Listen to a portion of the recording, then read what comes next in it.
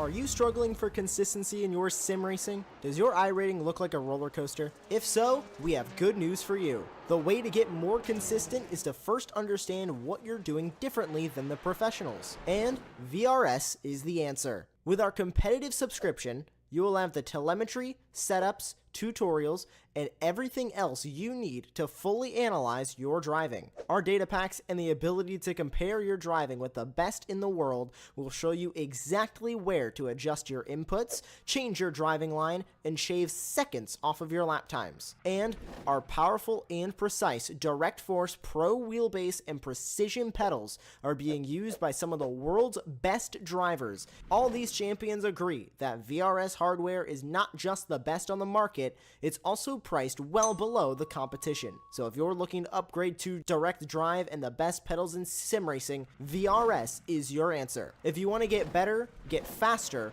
and make it happen sooner rather than later, you owe it to yourself to find out why so many people are switching to VRS. You'll be so glad that you did. Visit www.virtualracingschool.com and learn why the best use VRS.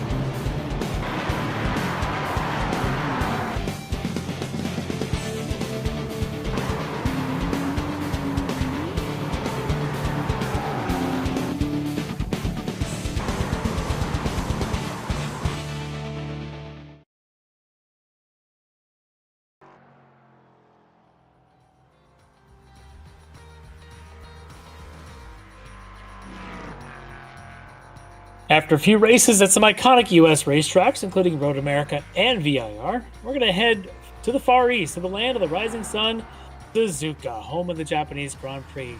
And tonight, we've got 60 minutes of round 3 of Season 9 of the Extreme Motorsport Ricmotech miniMite Sportscar Challenge. I'm Larry McLeod. Joining me tonight in the commentary booth is Tristan Herbst, and Jonathan Grabowski is back, bringing us all those great camera angles. And, well, yes, Greg Ginsburg's off for yet one more week, but I promise he'll be back when we resume in 1 week's time. But Tristan, tonight, we're in the middle of this season, round 3 of the Sports Car Series. And tonight, in fact, they're going to introduce and allow drivers to run the new GT4 Mustang. So a new car as an option should make things pretty interesting for our multi-class racing with the LMP3s. You ready for some excitement here at Suzuka tonight? Yeah, absolutely. I mean, from what we saw last week at the Ricmotech World Challenge at Hockenheimring, we're obviously coming to a little bit more of a tighter circuit here at Suzuka, and so it's going to be a great balance with the LMP3s and the GT4s.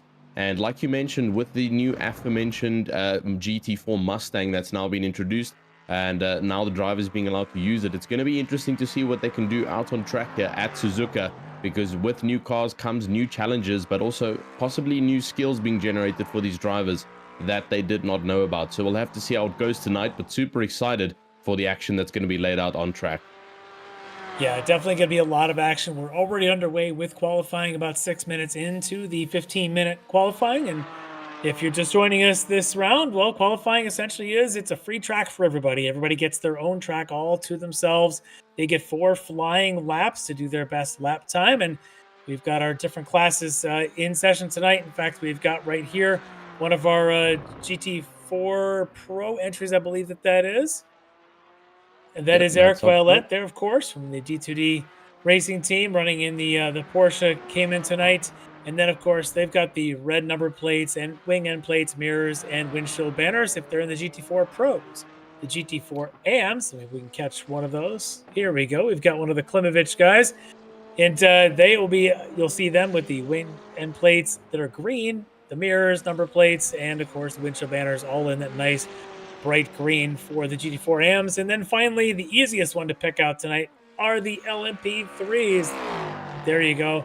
This is Josh Chinsky currently on provisional pole here in the LMP3. They're all a spec chassis. Lots of different setups they can try. Pretty easy to identify though with their, I believe it's the black number plates, orange end plates, that's what it is, with the number plates and all that stuff. But really, it's the prototypes. Yeah, I was going to say, there's obviously the color. I was going to say it's the color differentiation on these cars, but thankfully we've got an entire different style body kit from what we see on the GT4s, and it's a way more aggressive looking vehicle, generating quite a significant difference in lap times. As you can see, the LMP3s marginally ahead compared to our GT4 Pro Class.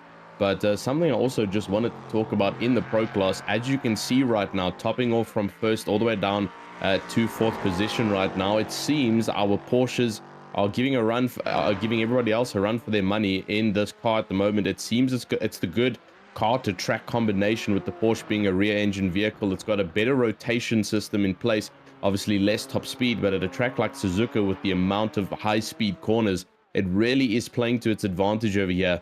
And so we'll have to keep an eye out on all our Porsche GT4s to see how they can run around on track. And then a little bit further down fifth, you can see the Mercs and the McLarens starting to pull through. Maxwell in the GT4 AMs, also in the newly introduced Mustang GT4. And so we'll have to keep an eye out for him to see what he can do in that new car. It's obviously a little bit of eyes on him, as we can see it over there. Oh, it looks like a good old school Mustang. If anybody remembers a good old like 2007 Mustang, very nice looking around the track here at Suzuka. And so we'll just have to see what kind of lap times this car can render compared to its other GT4 counterparts.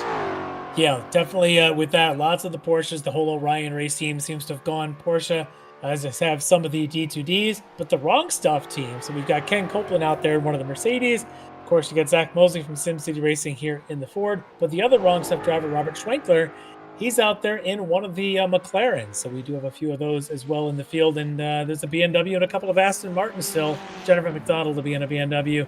Brian Bennett, David Payton, a few others running in the Aston Martins in this field tonight. So good variety of cars, but I think you're right. The Porsches may have a bit of a leg up on some of the others here at this tight and twisty track here in Japan. Yeah, definitely. We'll see some of the cars, such as the Mercedes, having that huge front engine compartment with the top speed being generated as its main advantage, might struggle a little bit here at a track like Suzuka. And so that's why you're only seeing them slightly further on the standings, as most of your rear engine to mid engine cars are going to take preference here at a track like this. But with 5 minutes left of qualifying, it seems like everybody's beginning to find their feet. Both the Klimovich drivers in first and second for the GT4 AM class. Very, very minimal time difference between the two as well. And so incredible stuff there. Michael Klimovich with a 2:10.9, trying to chase down on David just a little bit further in front. That's about a 3/10, actually less, slightly about 2.5 tenths of a gap between the two. And so the McLaren and GT4 AM class seems to be the hot pick right now for the Klimovich crew. And then obviously Maxwell just a little bit further behind there with a 2:11. Struggling to break into those 2:10s for the time being. So as you can see over there on your screens, 5/10 behind there for the Ford Mustang driver, and then May and Halley in the BMWs, also a little bit further down in the front engine counterparts. But for the time being, it also looks like the Pro class is staying relatively the same. The Porsches are maintaining a pretty dominant standing. Dragotta now with a 2:08.7 as well. So incredibly quick times being set across the board here as well.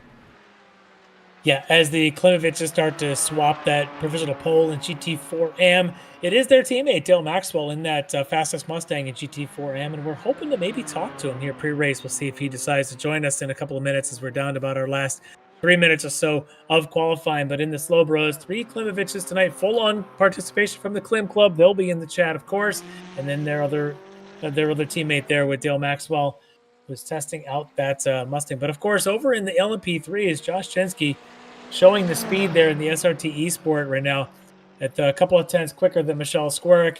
And then, of course, you got Michael Brooks from the Wrong Stuff sitting there on that second row. We'll see if there's anybody left out there who's got lap times to put in. I think most of the LMP3s are done. I think Pan Hiraday maybe still on a flyer. Yeah, I think most common thing here with the LMP3s, especially with their lap times being, slightly faster compared to the GT4s, is that they get those lap times done relatively quickly. out on track. So most of them already completing the designated time and lap amount that they've got. But so far, Josh Wachinski seems to be riding a pretty steady wave right now on his LMP3. He's got a good gap of about 1.5 tenths to Michelle Squerick, just a little bit further behind. And so we'll have to see how that plans out for him, though, in the starting grid.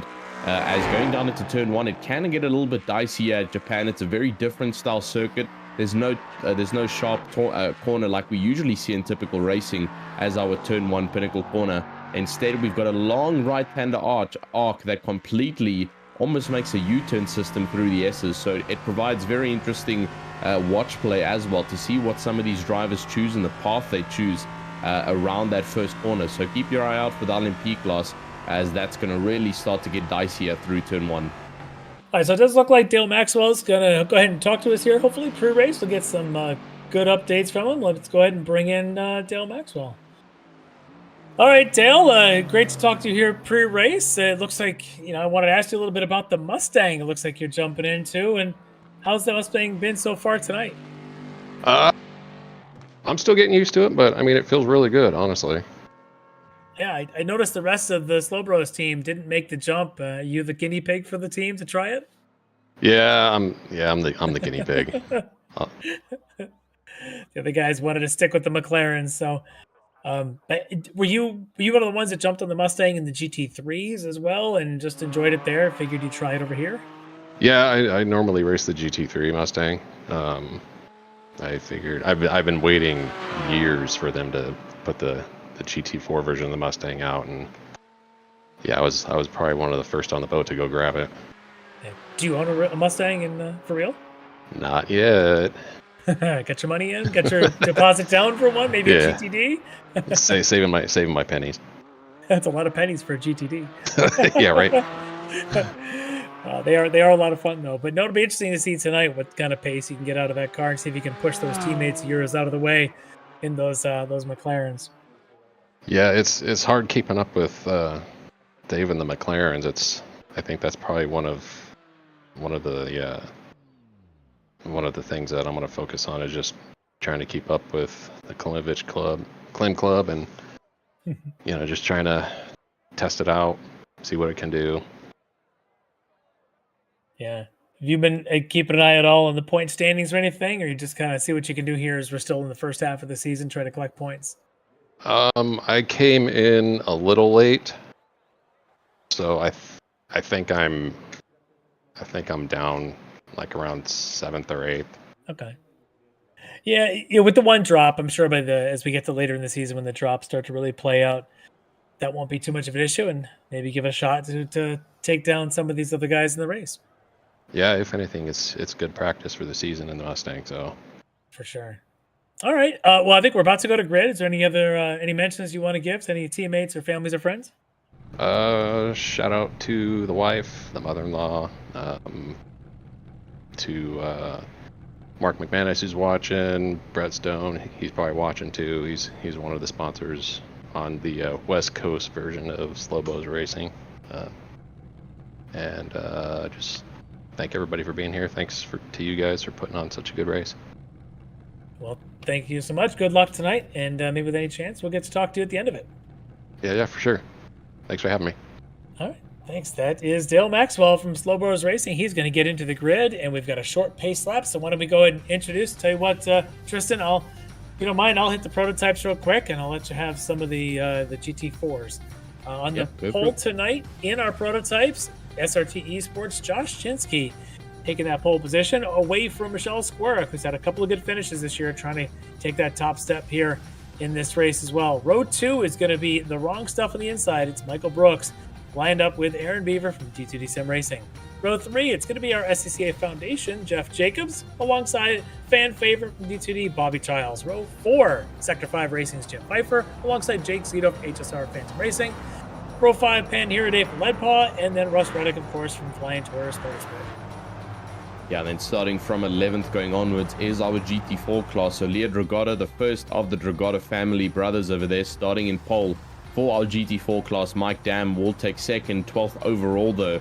And further down as we go down the grid, Eric Violet will take third for the GT4 Pros. But from now on, we'll go through our overalls. So that's 13th for him. Travis Schwenke will take 14th, with Ken Copeland of the Wrong Stuff team in 15th. Robert Schwenkler, also a part of the Wrong Stuff team, down in 16th, with Nathan Redman in 17th. Mariano Barrios in 18th position, followed by Brian Bennett in 19th. And then Dan Carrido in 20th, with Chris Thornman in 21st. Lucas Strogolo, the second brother, down in 22nd. And Jennifer McDonald down in 23rd position for the GT4 Pro class. And then starting off first for the GT4 AMs is Michael Klimovich, as him and his fellow Klimovich crew have been fighting it out quite hard. There we go, David Klimovich in 25th. Zach Mosley, still a part of the GT4 Pros, down in 26th, with David Patton in 27th. Dale Maxwell in 28th, Andrew Wedderburn in 29th, Chuck Lebanon at 30th, 31st, Stephen May, 32nd, Ryan Haley, Josh Casey, 33rd, Doug Klimovich in 34th, and Greg Brockway in 31st. Jeepers, that was a bit of a mouthful. I can see the LMPs coming down to the starting line. Yep. All right, so the LMPs should be going green. It is a live steward presented by SCCA Foundation for all of our live stewards here in this series. And we are green as Josh Kinski is going to take that inside. Michael Brooks is going to go side by side with Michelle Squirk into one. It looks like Brooks has the advantage going through that long decreasing radius turn one. And I think everyone so far side by side turns into single file as we head up through the S's. Josh Chinsky out in front as our GT4s now take green. It's that All Orion front row. Mike Dam with the advantage on the inside. Leo Dragoda now actually on the inside. Dam is on the outside. Dam's going to try and push the issue, see if he can get to the inside before they get to the second turn back on the S's. It's still going to be side by side. The first couple of pairs, Mike Dam may have the advantage, but now he can't get the full nose ahead. The two Orion drivers continue to just be patient with each other. Meanwhile, behind them, Eric Violet from D2Ds, making sure he's in front of Travis Schwenke, but the two Orions haven't sorted it out yet. Right now, it looks like maybe now we finally have Mike Dam nose ahead of Leo Dragoda, and that took a while.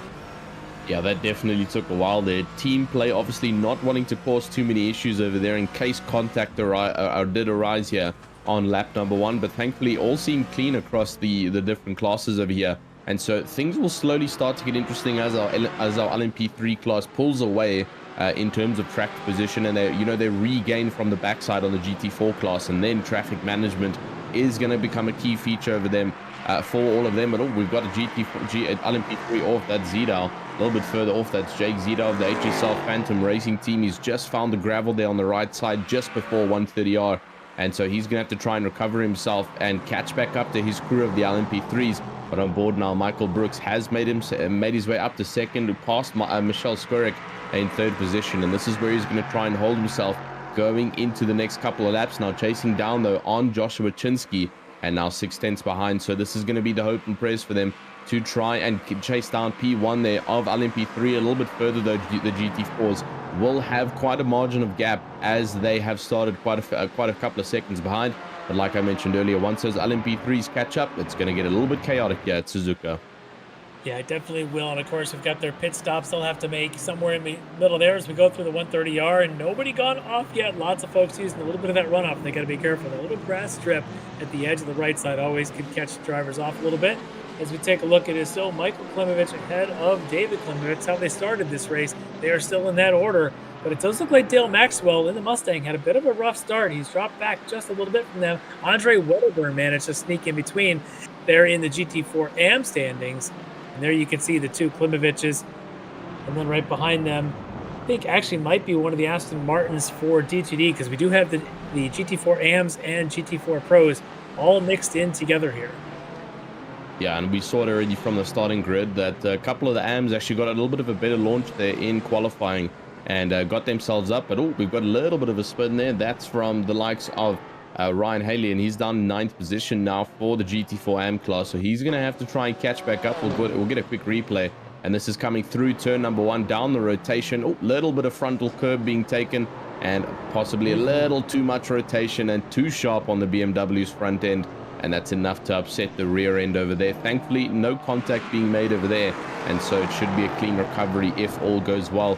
But like you were mentioning over there, Maxwell, unfortunately losing down to 4th. The Porsche of Wedderburn just having the slight advantage edge over here at Suzuka with that rear engine and better rotation speeds from the Mustang's front engine drive top speed oriented vehicle. And so that's unfortunately how that's gone. Let's see if he can hold on, though, to that top 3. Yeah, we'll keep an eye on that. Meanwhile, the battle here for second between Michael Brooks and Michelle Squirk is a pretty intense one. Squirk wants to try and get on by. So far, though, Brooks able to hold the position. And I got to figure this is a tough pass to make. Obviously, this track is well known as a very difficult one to make a pass stick.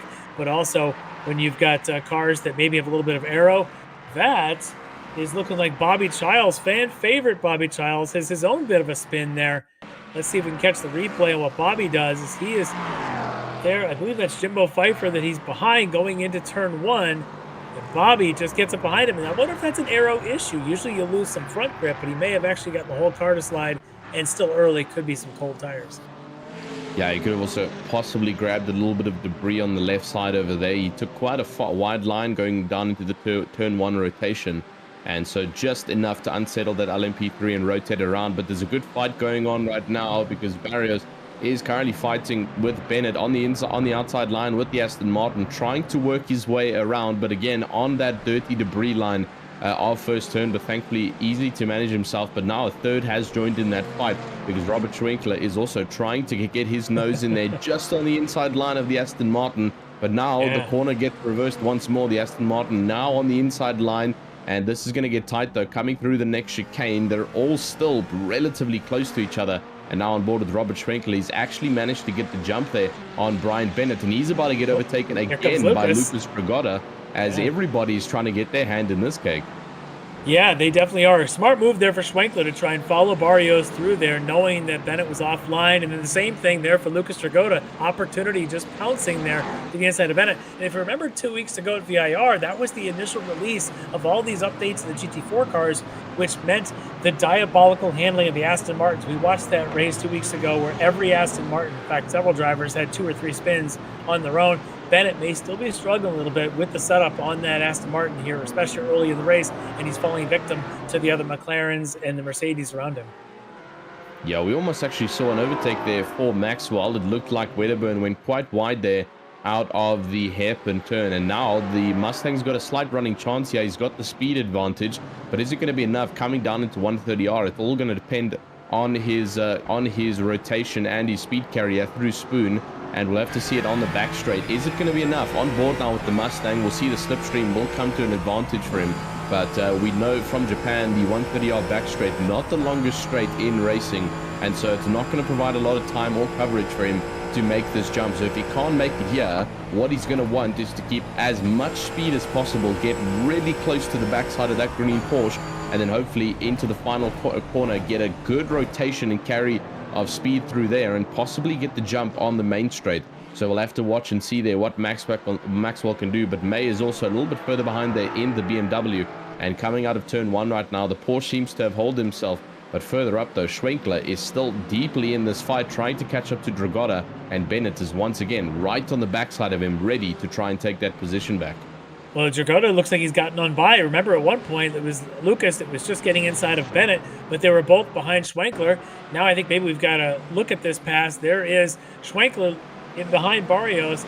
Now look at Dragotta making the pass on Bennett. This is the one we saw from the earlier angle. But I think we need to see as that pass on Dragotta makes on Schwenkler, as it seems to be this whole pack is getting pretty dicey here for this 7th, 8th, and 9th positions. And this looks like the other pass. Here's Dragotta coming in through the 130R, and is able to hold the outside line and pushing Schwenkler. Schwenkler got too deep into the Barrios. That left him victim to Lucas Dragotta, who makes that pass.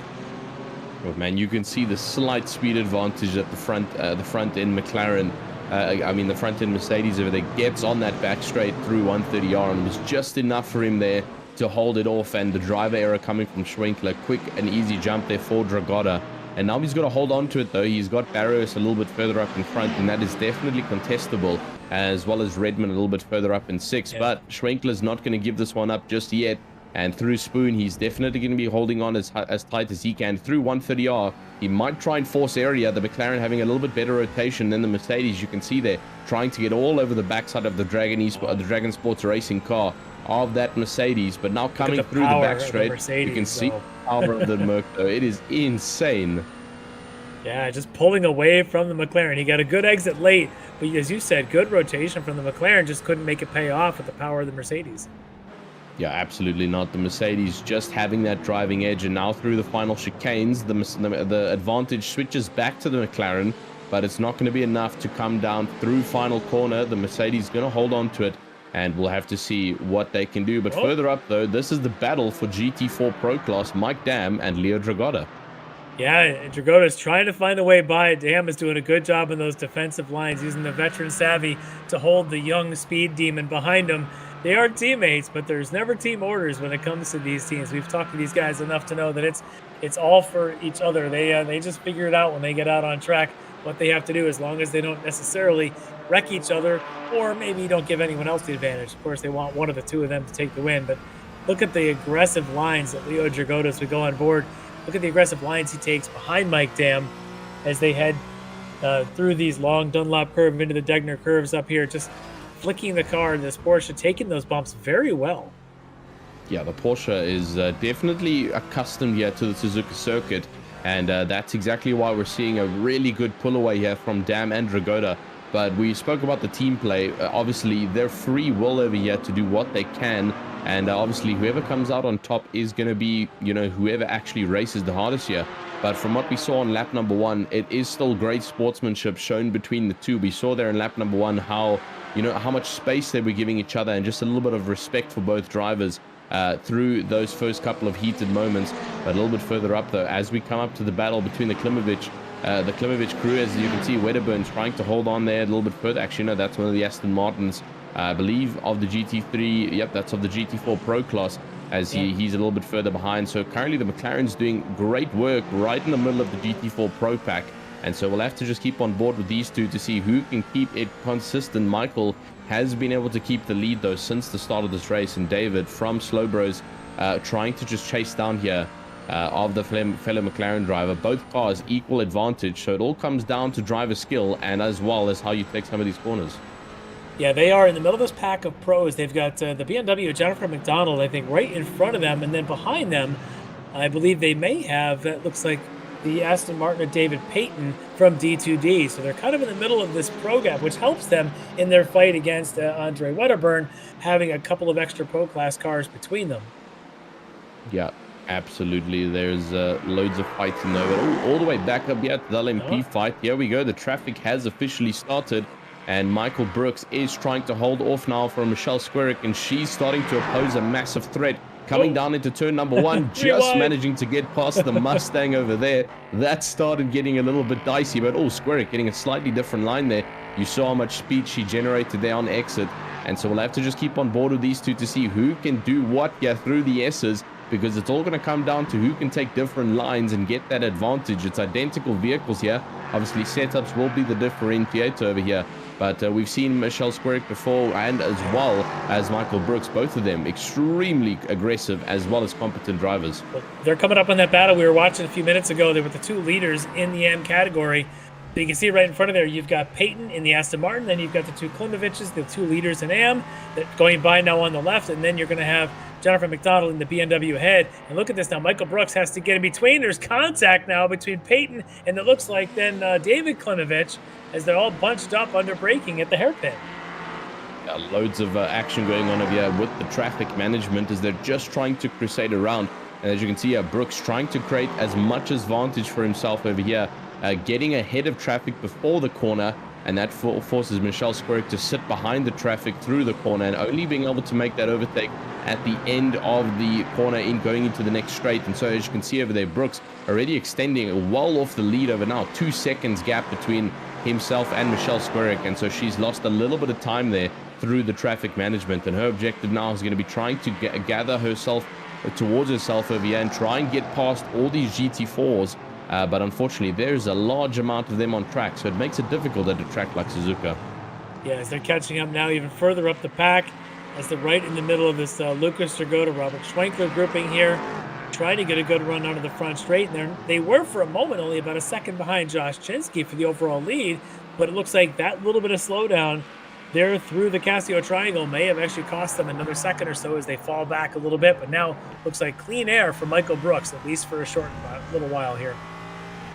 Yeah, Michael Brooks has thankfully managed to generate a little bit of time, but Squarick is now back 6 to 7 tenths now on the backside of him, so we'll have to keep our eye on the live timing style to see what happens between those two. You can see Squarick is actually right behind once again, and so now the game is to catch up behind the likes of Brooks, and there's no one in between them now. It's pretty clean air for the two of them as well. A little bit of traffic going in front of Brooks as he's going to have to manage that again. So let's see, can Squarick try and keep up? He's got one of his own teammates there, though, in a GT4 Mercedes. That should be Ken Copeland right in front of him. As they get into the top 5 in the GT4 Pro class, they get past Copeland. Now they've got to get through Travis Schwenke as well as Eric Violette in those two Porsches. And these two are not going to move over easily. They're gonna, and that was side-by-side in contact. Yeah, it looks like Squirk's going to go into the grass. Brooks is able to stay on pavement. All that really happens, I think, because they came to the hairpin and just wanted to go by each other, as well as the battle of Porsches in front of me. I think we're going to have to see a bit of replay on this one. Yeah, you can see Squarick is not happy about that one, flashing her headlights aggressively. So it was through the hairpin over here. Looked like on exit that Squarick made slight contact on the rear, and that just desettled the car there of Brooks. As you can see, just planes right, unless that was driver, the choice of the driver over there, but just forcing Squarick off track. Thankfully, no contact, but she has lost a lot of time now in that fight. And Brooks may have just had his own issue. It looks like he's in the pits on the toe. Oh, we're going to have to get a replay here. Something happened to him, probably with potentially traffic that he was catching up to. Well, that's just going to move Michelle Squarick now fairly into second. Let's see what happens to Brooks as he comes around Spoon Curve and on to the back straight. Oh, that's wide, that's curbs, that's bouncing, and that's the wall. Oh, Brooks, after that great fight, we thought he survived the contact with Michelle Squarick at the hairpin to then not survive the exit of the Spoon Curve. Yeah, the LMP3s having such a low ride height creates great suction for aerodynamic and dampening as well, as close to the track as possible. But unfortunately, it does mean that curbs are extremely dangerous. So that's what we saw there. We got a wreck behind all this. Massive fight over there. That's Robert Schwinkler. That's Schwinkler. Yeah, he was running top 5 in the pros. That looks like Jim Pfeiffer. As we had that looks like a traffic incident. Yeah, we had Panhiraday and Bobby Childs side by side going into the turn 1, and turns out there was something else happening. We're going to have to get this all sorted out. Yeah, there's we'll definitely need a replay of what happened. Schwinkler loses the rear, just clips one of the yellow LMP3s over there, and it's just collateral from there, unfortunately. That's Bennett. And there's just loads of spins there. Yeah, I think that was Bennett and the Aston Martin that went around. Yeah, well, here's Bennett. Oh, he does it to himself, gets wide into that grass edge, and then he gets hit by the LMP3 who's trying to get recovered back through. This is just a calamity of errors here, the exit of 1. Yeah, loads and loads of driver errors coming over there, and just one thing leading to the next here, unfortunately. And that's what led to the chaos there of turn number 1. So things have changed up slightly now for the standing. Schwenkler has gone down to 13th now in the GT4 Pro class. And so he's not going to be happy about that one. Some things have changed as well in the LMP3s as everybody's moved around from those position changes with that contact. And so very unfortunate. But let's have a look over on board here with Pfeiffer as he gets around. Pfeiffer. And you can't even see it. Yeah, it looks like thought he was past it, and then gets tagged by the tail of the other cars who were spinning next to him. That's going to send him down the order. Here's another view of him. That's Schwenkler just losing narrow. It. Yeah. Wow. Such a narrow tap. You mentioned all the changes, obviously, with Schwenkler and Bennett moving down the order. That puts Mariano Barrios, Lucas Dragota, Dan Carrito, that battle we were watching between the Mercedes, the Porsche, and the McLaren, now up to 6th, 7th, and 8th. There they are. Yeah, they've boosted themselves up a little bit, but there's still a fight going on down out of the final corner there, and that's for GT4 AM class. Michael Klimovich, as he's trying to get past and fight it around, though. As you can see, the LMP3 trying to get past traffic and making way for them, but it almost looks like he's contending the LMP3 over here in terms of speed. That's actually quite a funny view. Well, let's see what happens to Klimovich here, and that was the contact. Ooh. And that looks like the flying tortoise himself there in the middle of all of that. Russ Ruddock in that LMP3, and that caused Michael Klimovich to lose all this track space. Now he's going to fall down the order quite a bit, and there you can see. Yeah, We're going to get Right, a well, little replay here. That makes a lot more sense why the LMP3 was going relatively the same speed as the GT4 there. So just a little bit of a clip there. Misjudgment from, I think, both of the drivers. Perhaps. And Bennett just getting clipped in there like a sandwich over there. And very unfortunate for them. There was a lot of damage sustained on that LMP3 as well. Well, if I got this right, I think Michael Klimovich still held the second position in GT4M. And here we go with Jennifer McDonald now with an issue with the hairpin. Yeah, seems like everybody just struggling a little bit here at Suzuka, proving difficult for all these drivers here. Let's have a look at a replay. This is obviously with McDonald, and we just got heard with comms that it might be Peyton though through the hairpin, and it's a bit of a love tap on the backside, and again on the front. So a little bit of bodywork damage sustained there for the BTL BMW, and so that's going to be super unfortunate for McDonald. She had been running up, I think, in 9th before that. Now she's going to drop down to 12th after all that contact. But look at the carnage of cars there, of course, with Thormans, and then one of the Klimovichs and Jennifer McDonald's. All of them now suffering some damage. With Robert Schweikler, who we know has probably got a little bit of damage, but he might be in the best shape of this foursome now going through 130R. Yeah, it seems like Peyton even having quite a hectic amount of damage on the front end there of their car. After making contact with McDonald, but further on in front there, this is Violet, and this is obviously the battle holding on from Schwenke and Copeland a little bit further behind.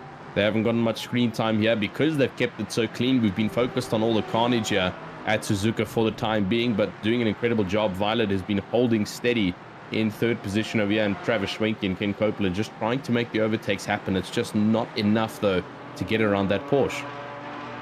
Yeah, Eric Violet is well known for being very good at track position, holding position, and making sure he drives those defensive lines. If you're behind him, if you're Travis Schwenke, Ken Copeland, you may already be thinking about how do I use the pit stop to my advantage to get on by. We do know that every car in the field is going to have to take a pit stop somewhere tonight.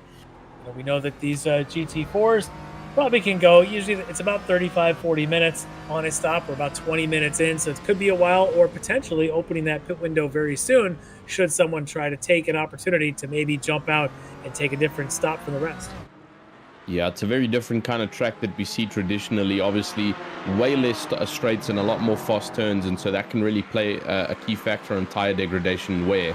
And so we'll have to see if the undercut or overcut strategies come into play here for these drivers, as we have another LMP3 trying to get around here through the traffic and already past the likes of Schwenke, now getting past the likes of Copeland as well as Violet.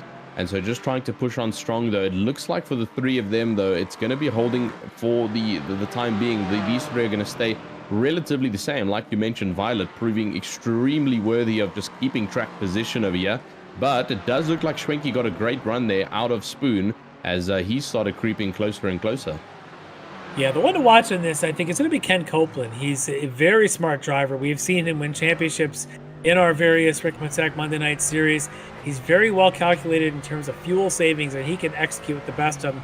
He's the kind of guy that can sit in a position like this and knock seconds off of his refueling time, and at the end of the night, maybe he'll stretch a 38, 40-minute normal fuel tank into a 45, 50-minute fuel load. It's amazing to watch him. We'll see if he's in that kind of position tonight. I don't know that a fight for the win is going to happen, considering that Damage or Goda are 6.5 seconds up the road. But I think Copeland might have his sights on that third step of the podium, maybe finding a way around these two Porsches through fuel savings and pit stops. Yeah, the Orion Race team have made some incredible efforts to pull away already. Like you mentioned, 6.3 seconds. That's a huge gap here at Suzuka. And so it's going to be a little bit difficult for these three to fight it out. But for the likes of Copeland, he is the odd one out in this fight. It's two Porsches versus a Mercedes. And so he might have to play the different line strategies over here in this car. He's got the different element of speed as well. But he has the fight a little bit further up. Schwenkler is getting past. That looks like one of the Klimovich crew as in the AM class. And yeah, that's Michael with Schwenkler just trying to get himself back up after the incidents we saw earlier. So we'll have to just see how he can manage it. That's McDonald as well a little bit further. And Peyton's actually fallen behind McDonald. Yeah, Schwenkler should be the quickest in this crew. I think he's trying to pick his way through them. Remember, I think about 3 laps ago, he was at the tail of this group. Michael also appears to have a little bit of damage to his McLaren, giving an advantage to Schwenkler in the wrong stuff McLaren to have more clean, more easy aero. Certainly when you get to the straightaways, he can have less extra drag. We'll see how they handle the hairpin here, if he can get in and out of there cleanly and open that advantage a little bit. He's a little bit deep on the hairpin, but he got a good exit, and that should open up. You can see their extra car length to Michael Klimovich. Yeah, it seems like a lot of drivers have been making slight errors there on the hairpin in terms of judgment and where to brake and turn in, and that's where we've seen quite a couple of incidents being generated here tonight. But further back up to the top, Jacobs in a current battle with what looks to be Bobby Childs a little bit further behind him, as they are really starting to get close to each other now. Through the S's they go, and through the next couple of curves, we'll have to see who can keep it on board though with Bobby Childs. We obviously saw him have a bit of a spin a little bit earlier on in this race. He's managed to recover himself up to 5th now and chasing down into 4th and hopefully tracing down towards the podium before the end of this race. Yeah, we'll keep an eye on Bobby. Bobby's had some good success in the various prototypes, whether it's here or in the World Challenge, where he'd be running, of course, one of the GTPs. And Bobby really starting to get the hang of this. We didn't see much of him earlier in 2025 in our various series. He took some time off. Obviously, the fan favorite. The fans are clamoring for Bobby to come back, and here he is, though, at a much better pace than maybe he had been before.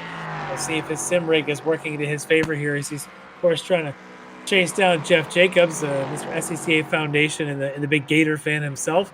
But I think the Gator might be hearing the waters ruffling behind him there with Bobby Childs on his back. Yeah, it's definitely going to come down to consistency over here for these two drivers, both equal machinery, so it's going to come down to the skill level, but there has been a bit of a switch there for the GT4M. That's Casey and Klimovic, as we just saw Casey getting past there for 4th on the GT4M class. But a little bit further, Schwenkler, just an update, Schwenkler is actually out of this race. We'll try and see if we can get a replay of what happened over there, but he's lost out. Yeah, let's take a look at the replay here. Schwenkler looked like he had the advantage on the rest of that crew, but here is his most difficult corner. This is exactly where he lost it a few laps ago, and he does it again. And this time, he decides, you know what, 2 spins is enough for me. I'm done. Oh, that's unfortunate. Yeah, so it looks like the only reason to pull out there was possibly frustration. But there we go. Bobby Child looks like he's coming into the pits here for his first pit stop. 25 minutes in, that's relatively early, so possibly an undercut strategy coming here. I think so. Yeah, that's maybe he was seeing that he was behind Jeff Jacobs and decided better to try and pass in the pits rather than being held up. So Bobby, first of our LMP3s in and now out of the pits. Yeah, we'll have to see what he can do, but further on, there we go. There's traffic management once more. Chinsky up into first position in LMP3, and he's been holding this for basically this entire race. Squarick down 9.6 seconds, and 9.5 seconds gap in an LMP3 is absolutely monumental, considering that this class has to still manage the traffic around the GT4. So he's generated himself a massive lead over here, allowing for a lot of driver error, but it doesn't even look like he's making any form of errors here. He is gliding in that SRT Esport car here tonight, and so we'll have to see what he plays in terms of a pit stop. It's probably going to be a pretty standard stop, no undercut or overcut strategy coming for him. So hopefully within the next 10 minutes we'll see him come in, but keep your eye out though for other pit stop changes for strategy play. Yeah, Josh Shinsky definitely looking strong tonight. He was our round 1 winner when we were Road America about 4 weeks ago. Dominant effort there, finishing ahead of Michelle Squarick, but it was Squarick who got the win at VIR just 2 weeks ago. So she's trying to get back to that point. She's got the overall points lead. We didn't have a Josh Chinsky, in fact, at VIR event. Now back at it. He's got to see if he can chalk up another win here. But I will say, for Squarick, a little feather to cap right now. She's got fastest lap of this race. Just about, it was a 53.10 to Josh Chinsky's quickest personal lap of a 53.14. So the pace is there for Squarick. I think right now, though, it's Chinsky who's managing traffic a little bit more smoothly. Yeah, definitely so. So maybe a chance for Squarick during the pit stops to try and reduce that 17-second gap now that's been generated over here for herself. But now it's a change, though, for the likes of Hariday and Zidal as they not change positions. And now Zidal getting past, though, in that first corner. Let's see if he can hold it, though, through the S's. And it almost looks like Hariday is completely stopped off. But Squarick, we're hearing from the production over there that Squarick has unfortunately had a bit of a spin-off, and that's where you're seeing that big gap being generated. It was 9.5. Now it's 19 seconds between P1 and P2 here for the LMP class. And this looks like it's through the S's, possibly behind traffic. Yeah, that's David Payton and that Aston Martin. Oh, that's a nasty clip as well. Yeah, I tried to tuck to the inside there and just couldn't quite have enough room through those S's for Squarick. That is going to cost her time. Hopefully not a lot of damage. Here's a bit of a replay, as you can see here. Just tries to tuck in here in the middle of these S's. And I don't know that she needed to probably be a little bit further to the right, trying to make that overpass. Luckily for her Probably not much damage, but it definitely costs her time. This may be an opportunity now for third place runner Aaron Beaver, who now finds himself just 2 seconds behind her. Yeah, so this is now going to be for Squarick. Instead of it being pit stop strategies to try and chase down Chinsky, it's going to be strategies to try and keep Beaver behind. But we're seeing a couple more now of our GT4 class coming in for their pit stops around the half-an-hour mark, like you mentioned, Larry. And so this is prime time now for them to get the car refueled, restocked up, and ready to go for the final half of this race. Peyton in and out as well for Schwenke coming out of the pit lane, whereas we're on board with him. He's lost out a couple positions, but he has pitted earlier than the rest of the field here in terms of GT4 Pro. So we'll have to see, will the undercut work for him? It's all going to come down to how he can manage himself in the next couple of laps. Yeah, very interesting, as he was in that battle with Eric Violette there for pretty much the entire race to this point, opting now to just come into the pits and do it a little bit of a different offset undercut. We'll see if that pays off as we take now a bit of a look at Andre Wedderburn. And so with the issues that have befallen Michael Klivovich, Andre Wedderburn now moves up to second in the AM category. He's 15 seconds back from David Klivovich, who leads the class. And he's, of course, in a bit of a fight with Stephen May, who now finds himself in a BMW. May, I think, used to run a McLaren, but May now in the BMW behind the Porsche of Wedderburn here for second place in GT4. This is the battle of second for GT4 AM. Yeah, trying something different than Stephen May here at Suzuka, but Leo, the battle for Pro, Leo Dragotta and Dam now changing each other around over here for the Orion race team. As looks like definitely not race orders like we spoke about earlier. There is no race orders for these two. It all comes down to pure pace and speed. So obviously Leo Dragotta just finding that gap around his teammate, and now we'll see if the young gun can hold it off. He is extremely young, still in the high school phases of life, and incredible speed shown from him as well. As Josh Shinsky, your overall race leader, puts them a lap down and just gives them a quick wave. I'm sure you can't see it. It's a sim. You can't see the wave, but I'm sure he is as he goes past the two Orion teammates, now with young Leo leading the more elder Mike Dam. As into the pits comes Ken Copeland from the Wrong Stuff in his Mercedes. See if Ken may have been able to save some fuel. Let's see what kind of duration pit stops he has. Remember, he was in that battle earlier along with Eric Violette, and in that little battle also with Travis Schwenke. So let's see what happens there for Copeland. Yeah, seems like your statement was definitely accurate. Both of them just getting very annoyed with sitting behind Violette and not getting any form of gap to get around. So both of them going for a slightly earlier pit stop compared to the rest of the field. We'll see how it plays out for them though, as Violette still holding down in third position, strong without a pit stop yet, and Barrios has obviously now moved up to fourth.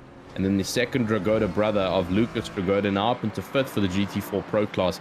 But into the pit lane, here comes one of the LMP3s, and that's the likes of Jeff Jacobs.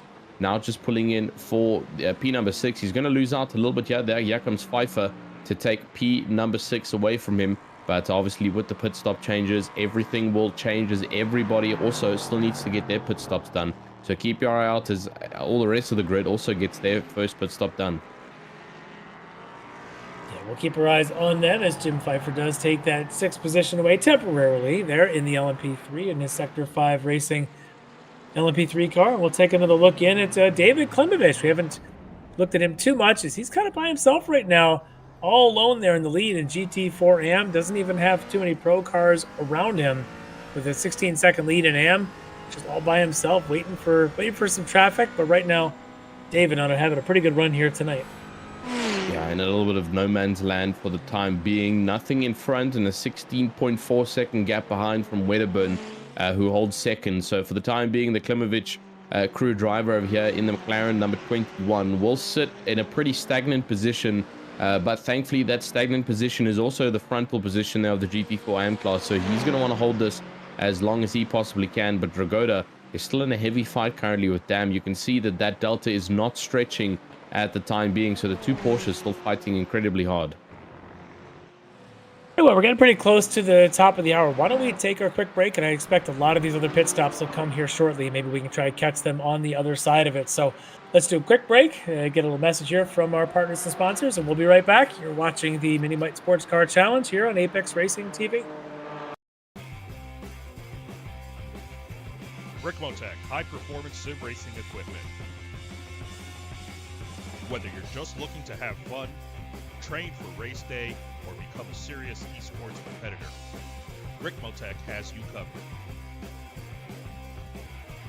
hundreds of name brand parts, support from experts that love sim racing, trusted by the pros. There's only one place to go, Ricmotech.com. The SCCA Foundation is a 501c3 organization serving as the charitable arm of the Sportscar Club of America. One of the programs partially funded by the foundation is the SCCA Academy, an online learning management system used to keep real-life racing track officials up to date on the highest standards of race safety and officiating. Through this program, the SCCA Foundation is supporting the future of the best-trained corner workers and event officials in motorsport. You can support these efforts at www.sccafoundation.org.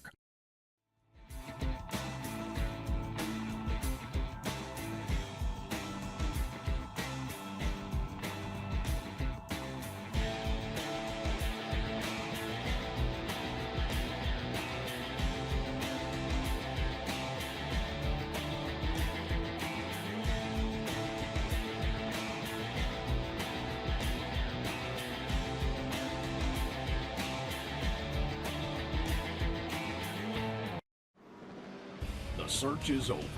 The most comprehensive league scoring solution is here, with the ability for multi-level championships, custom incident tracking, post-race time penalties, support for heats, drop weeks display, multi-car team scoring, advanced web widgets, rookie championships, a custom paint system, and load those results in seconds.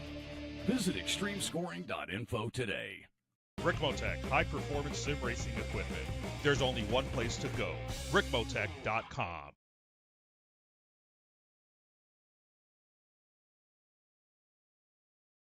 We are in the middle of the, of course, miniMite Sports Car Challenge. 35 minutes gone, 25 to go. We've got some changes here. While we were on break, we're looking at Mike Dam, and it looks like Mike had a bit of an off during the break. Yeah, unfortunately, he did lose out a little bit there to Violet, so we'll have to see what happened here. It looks like coming through the chicanes and the curves over here. Oh, there goes the end of that portion. Just a little bit of gravel being picked up, and that's enough to force that rear end around. And you'll see the likes of Violet, Eric Violet will come around. And oh, he really struggled with that one, actually. He lost a lot of time in his recovery, and there goes Violet getting past for second.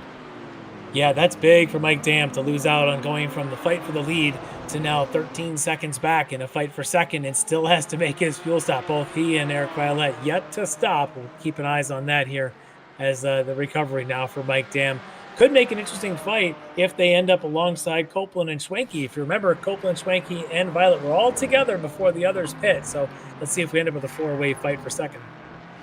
Yeah, so the two of them, yep, you can see them fighting around track over here, coming into the hairpin now, and looks like Copeland has gotten ahead now, or he's holding off from Schwenke, but Schwenke has been within that 1/10 gap as we've been watching that live timing tower. A little bit further up in front, though, in our LMP3s, the battle for 7th is also definitely on, as Jeff Jacobs and Jake Zidau are fighting each other pretty hard, as you can see them trying to manage traffic, and the likes of just getting jumped over there as we watch on Jacobs, who's just going to try and hold off this lead now from Zidau. Well, if we could, maybe we'll take a quick look at some of these point standings. Looking at the race standings, this could have an effect on them. Why don't we go ahead and start with the LMP3 points, if we can pull those up really quick.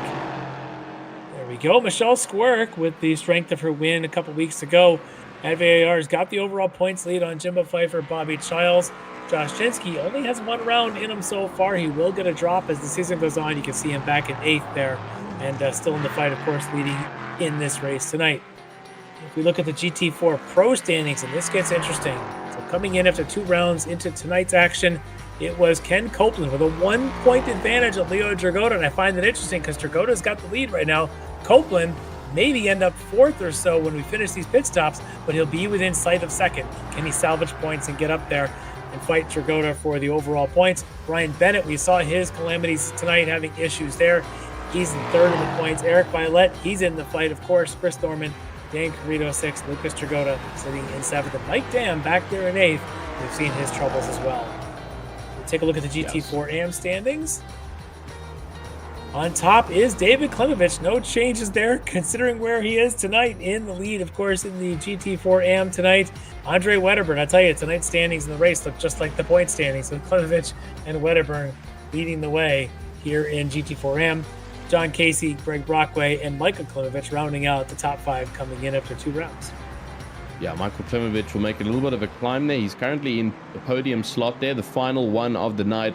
And so if he can hold out where he is at the time being, that's going to be some good point generation for himself. As you can see, the 3 Klimovich crew, 1st, 3rd, and 5th there in the GT4AM. They're just trying to climb up the ladder as fast as possible with just over 40 minutes left of 20 minutes left of racing over here. And so we'll have to see what these drivers can do, though. The GT4AM class, though, has been consistently fighting, though, without. And obviously, we've seen them also in between the GT4 Pro class. And it's been a tight battle, though, between the Pro and AM class. You have GT4. So it's been a good one to watch at the likes of Suzuka. The LMP3 is obviously running away like they should with the completely different car spec. But now, as you can see, Violet is back on board with him. Copeland and Schwenke are right where they started, unfortunately. Yeah, they are. This is going to be just fascinating now with the 3 of them all lined up. I'm waiting on Mike Dam to take his stop to see if he ends up in this mix. Mariano Barrios and Chris Thorman now pitting in. They worked their way up to the 3rd and 4th spots. They'll drop back down the order just a little bit. So unfortunately, it looks like it wasn't enough for Copeland and Schwenke to get that undercut on Violet. He just had a bit of a better drive there, but Chinsky is now in for the LMP3 class. So leader has pulled in. And so what will Squarick do? Obviously a little bit further behind in terms of gap, but is she going to follow in order with the race leader, or will she choose to pit at a different time? And this is where strategy is going to come into play. Unfortunately, there is a relatively big gap between them, and so that's going to play into effect. Beaver also down in 3rd. It's a good 44 seconds behind, as we can see on our left timing tower. So relatively big gaps for LMP3 class. Yeah. And Michelle Squark does come in, and I'm actually a bit surprised, only because there are bonus points. It's a bonus point given for being on pole, a bonus point for leading a lap in your class. She elected to not do that, or ran out of fuel and needed to come in anyway, but not able to collect that point for leading a lap in the class. She does pit right behind Josh Chinsky. And I also want to mention the bonus points is there's bonus points for staying clean and eliminating those off tracks that come and you accumulate them as maybe you hang a tire on the apex or a corner entry and exit, or maybe some contact and things. And as I look down the unofficial count of off tracks tonight, it's actually Mike Dam and Leo Dragoda are 2 of the highest. And there are points, or there's points for if you can keep yourself clean. There's also potential penalties if you accumulate too many.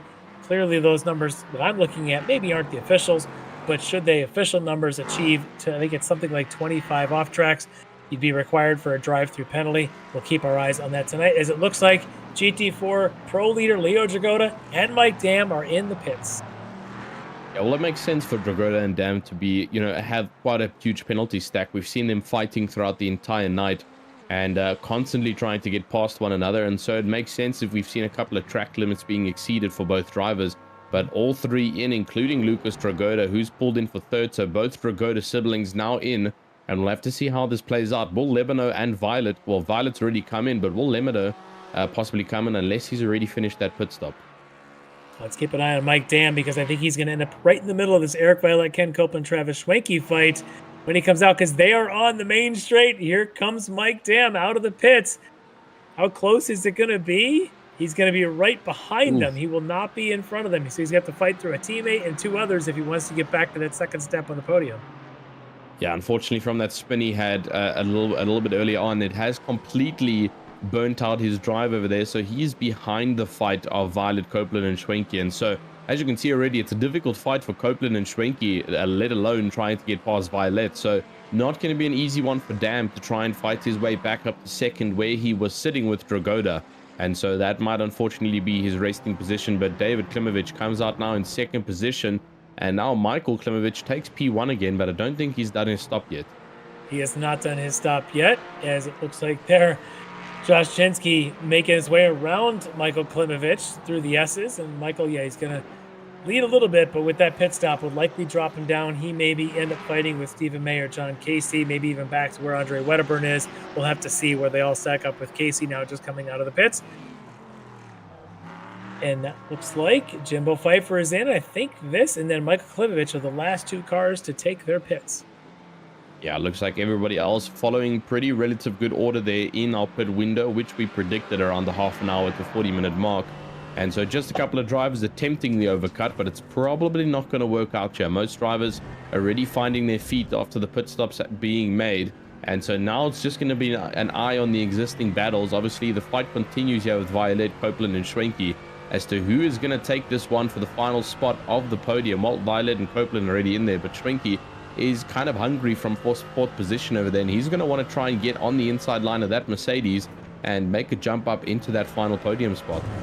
Well, earlier, if you remember, we were watching Lucas Dragotta in a battle with some other cars. In fact, it was a McLaren, I think, at the time. And the Mercedes that Lucas was driving seemed to have great straight line speed. Sometimes in these fights at this stage of the race, I tend to put my money on those with the horsepower and the straight line speed, because if they can get in front, they have the best chance to hold that position. Ken Copeland right now, the only Mercedes in this train, 3 Porsches around him. Can Copeland put that Mercedes in front and then start to get defensive here somewhere in the last 15 minutes? Yeah, like you mentioned, I mean, through the rotation corners and stuff, he can definitely park that car where it needs to be to keep the Porsches at bay.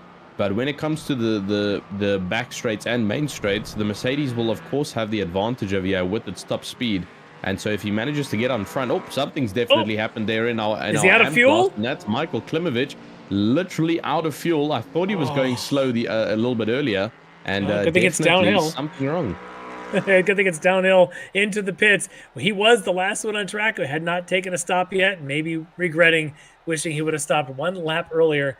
This is definitely going to cost him a little bit. Of course, that does hand the lead in GT4 AM back to the other slow bro, Klimovich. David Klimovich will take that. Stephen May will jump in a second. Casey Wedderburn, maybe even Doug Klimovich has a chance to get ahead of Michael before he adds fuel. There you go. This is the replay. Look at the teammates here. I think was that Doug pushing Michael along? It may have been. Yeah, I think that might have been Doug. That is great. We usually only see this post-race to get back for the photo shoot, but tonight, Michael getting a little push from Doug. How good is that? Man, that is super unfortunate. He already had the incident earlier on in this race, and that pushed him all the way down towards the backpack there of GT4M, and that's just going to drive him even further down now with that fuel issue coming into play and not pitting. He should have just pitted, like you mentioned, with David Klimovich, same lap as him, but unfortunately trying to make the judgment of how much fuel he can save on that lap, just not enough, and losing fuel coming out of 130R. Thankfully, he had a teammate. I mean, if he didn't have a teammate there, I think he would have been a lost cause. Yeah, because it's uphill through the 130R where you can see the group of cars is right now. Once he got through the Casio Triangle, he was able to then run downhill, and the teammate helped him there. But boy, talk about unlucky with trying to make that fuel stretch. As we take a look at this battle, as it continues to be Eric Violet, whose defensive driving is doing a wonderful job. He's getting great corner exits in the Porsche, trying to hold Ken Copeland in the wrong stuff Mercedes behind him. Ken, though, is kind of on an island. He's got the 2 Orion drivers behind him as well, with Schwenke and Dan. But look at this now, as Copeland's going to try all sorts of different lines. As you see, look at this strategy. If you're Eric Violet, if you're driving that Porsche, are you middle of the track everywhere? Yeah, I'm not too sure. Hey, you're just trying to defend as much as possible against that Merc, but you can see that Copeland is slowly starting to get a little bit impatient over here. We saw him there through just coming out of 130R through the chicane. He really started to climb over the curbs and gain the advantage that the Merc has over the Porsche, and he's trying to use every single thing in the book over here to just make that jump, but also make it a clean jump over Violet. But Schwenke also posing a threat behind. He's not making it an easy one for him, and so he's having to cover himself from the front and the back here. He's in a Porsche sandwich, and he's even got a little bit of backup there from Dan behind, so he's definitely in a bit of a no man's land, in the wrong foreign country over here for himself, here at Japan. And so Copeland is just going to want to try and get ahead, because like we mentioned, if Copeland gets ahead, it's a dangerous game for any of these Porsches to try and get past. Yeah, he really is. Maybe in the wrong position, in the wrong stuff in that team name of his, as the wipers are going, trying to get the smear from behind the Porsche and get a good view out the front. I think now he's got a little bit of a gap. Schwenke had a little trouble there at the hairpin. That may have actually bought Copeland the opportunity to be a bit more aggressive, perhaps even as early as the next time into this last chicane. We'll see if he can get something there. As behind them, this is the battle going on here, I believe, of Jeff Jacobs and Jake Zidar. Yeah, Jeff Jacobs and Zidar, we've seen them a little bit earlier before the break. They were still fighting, and for the time being, Zidar has lost once again to Jacobs. They've been switching around for a couple of laps over here, but Jacobs once again leading for 5th position. Zidal will be behind trying to chase, and unfortunately that is the only battle the only battle that is pleasable here in the LMP3 class. Everybody else within over 10 seconds of a gap basically between each other. Harude is 6 to 7 seconds behind Pfeiffer, and so loads and loads of gap between all of them as they try and get around the circuit and just manage the traffic over here.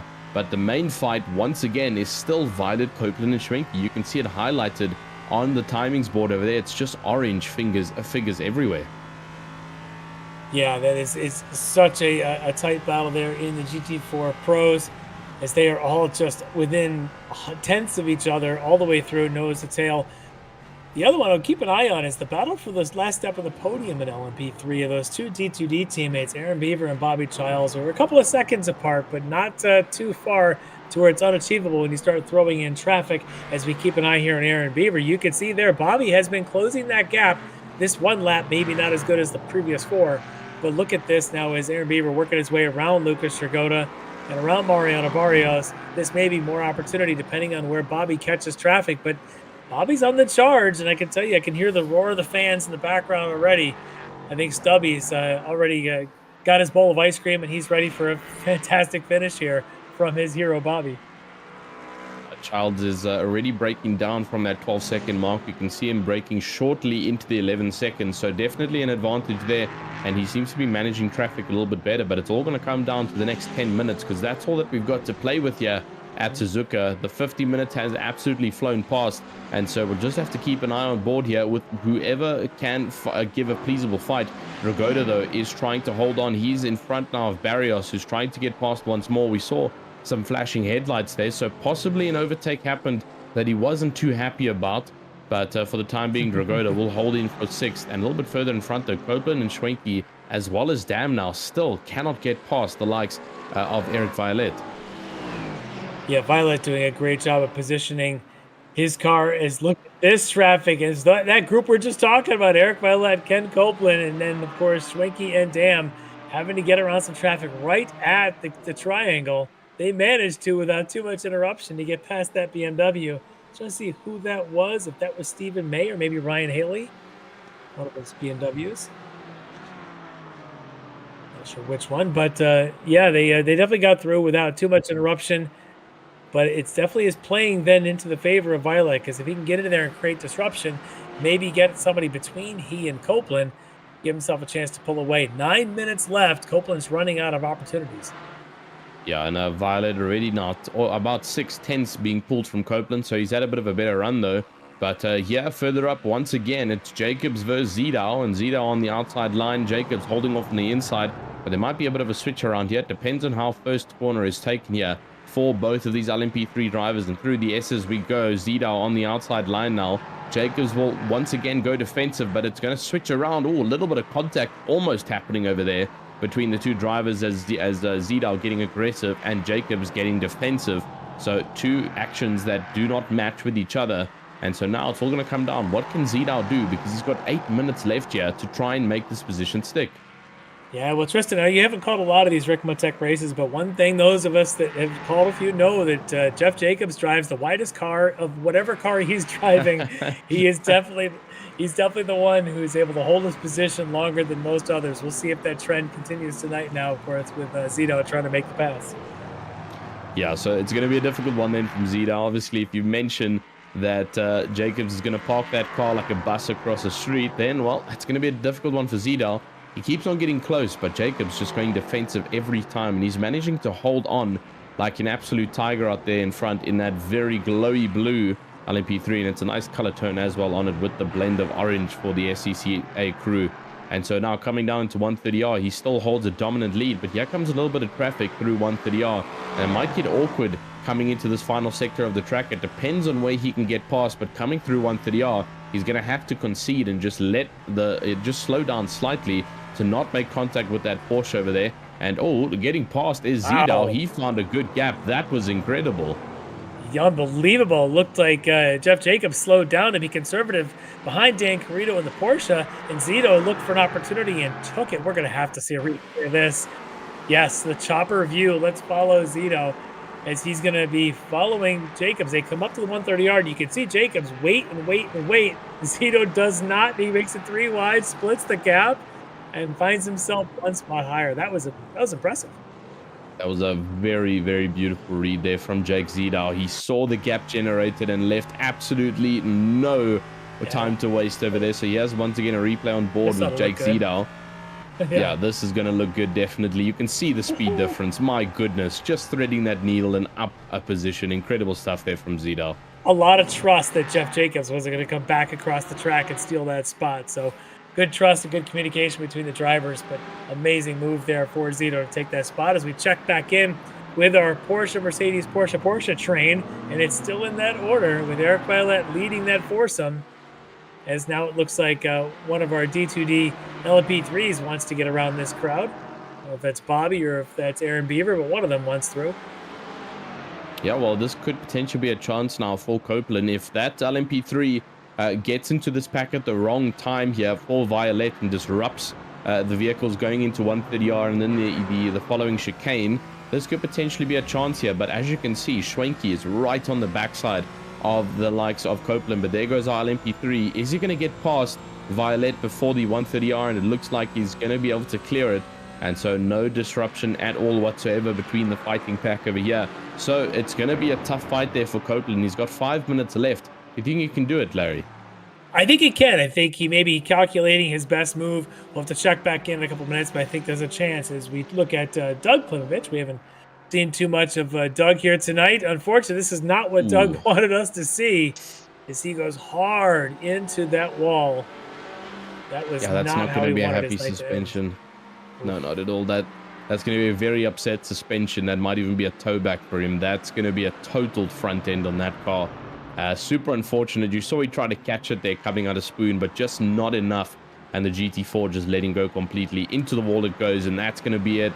That's all she wrote. After 55 minutes of consistent racing, one mistake, and that's it.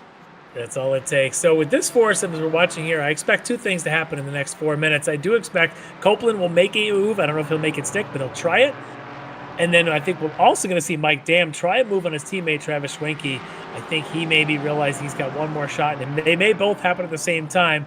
Right in the middle of this traffic now, of course, this is the Zito and Jacobs trying to come through. And look at all this, as everyone's a bit out of sorts. Copeland's now going to try and maybe get a run, waiting on that other LMP3 to come by. That is Jeff Jacobs. Schwenke's just all over the place right now. Yeah, Schwenke's about to lose it to Dam, actually, coming through the hairpin over here. He lost out majorly with that traffic management of the LMP3 and just touching a little bit of the grass there on the exit. And so that slowed his roll completely down and given Copeland a little bit of breathing room from behind. But Copeland has also lost out from Violette. He was 3/10, now down to 6/10 away. And so he's going to have to try and recover this coming out of 130R, having the little bit of a better top speed. He's got a bit more clean air to work with here, but he's still definitely a sandwich over here. So it's super unfortunate for him, but this is what he's got to work with. He's got the sandwich effect in play with the Porsches all around him, and so the intimidation is definitely there.